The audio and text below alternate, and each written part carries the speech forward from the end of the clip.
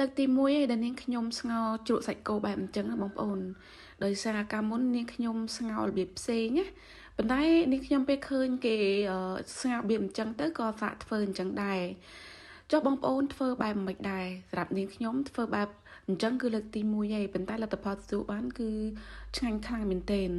អានេះគឺសាច់ហ្នឹងវាមិនសូវជាផុយខ្លាំងប្រហែលទេបងប្អូនអើយបើសិនជាបងប្អូនថាចង់ស្ងោរជ្រក់សាច់គោធ្វើម៉េចឲ្យឆ្ងាញ់ត្រូវតែយកសាច់គោណាដែលផុយ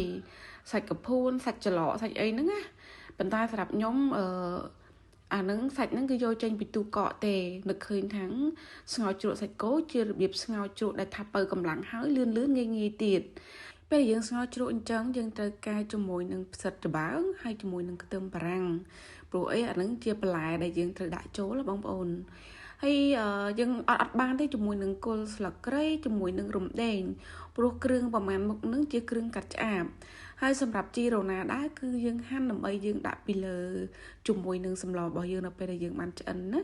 ហើយនេះខ្ញុំដាក់ជាមួយនឹងម្ទេសហ្នឹងគឺម្ទេសអាចសាត់គឺអាចសាត់នឹងដែរគឺខ្ញុំដាក់ចូល2ពណ៌ជាមួយនឹងពណ៌ពណ៌ខៀវជាមួយនឹងពណ៌ក្រហមនៅវាធំក្លិនឆ្ងាញ់ហ៎បងប្អូនខ្ញុំសូមជម្រាបមួយណាចំណុចត្រង់ហ្នឹងបងប្អូនកុំដាក់សាច់ច្រើនពេក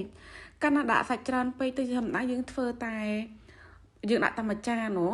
អញ្ចឹងទៅកុំដាក់សាច់ច្រើនពេកកាលណាដាក់សាច់ច្រើនពេកទៅបើសាច់ជាបងប្អូនណាពេលខ្លះគាត់អត់សូវចេះជាមួយនឹងអារបៀប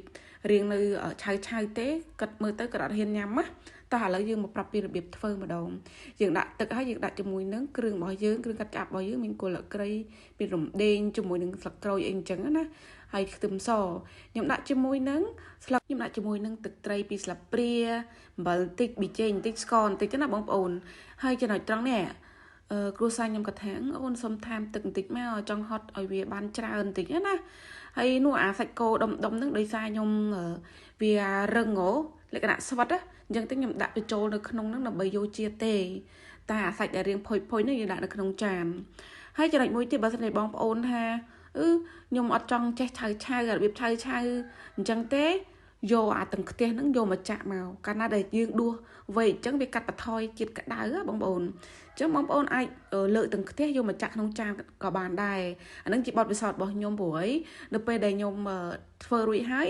ពេលយើងកកោទៅវាឃើញនៅដូចនៅរៀងស្រស់តិចអញ្ចឹងណាហើយឥឡូវជាពេលយើងដួសដាក់ចានរួចហើយយើងដាក់ម្ទេសយើងដាក់ជាមួយនឹងក្រូចឆ្មាយើងដាក់ជាមួយជីរបស់យើងគឺរួចរាល់ជាការស្រេចនិយាយថាគ្មានអ្វីលឿនជាងស្ងោរជ្រក់សាច់គោទេឥឡូវនេះវគ្គកូនពៅខ្ញុំញ៉ាំម្ដងពេលគាត់ហត់មើលគាត់មានអារម្មណ៍ថាម៉ាក់ជាតិខ្លាំងមែនទេម៉ាក់ហ្នឹងហើយបងប្អូនអាចធ្វើញ៉ាំបានណាគឺងាយស្រួលហើយពៅកម្លាំងខ្លាំងមែនទេហើយរសជាតិក៏ឆ្ងាញ់ដែរអញ្ចឹងបងប្អូនធ្វើរបៀបម៉េចអាចខមមិនក្នុងវីដេអូរបស់ខ្ញុំបានណាហើយអធិស្ឋានបើសិនជាមានការខុសឆ្គងអីជួយខមមិនរបៀបថារិះគន់ដើម្បីស្ថាបនាណាហ្នឹងហើយចាវីដេអូរបស់នាងខ្ញុំគឺមានតែប៉ុណ្្នឹងទេអរគុណច្រើនបងប្អូនជម្រាបលា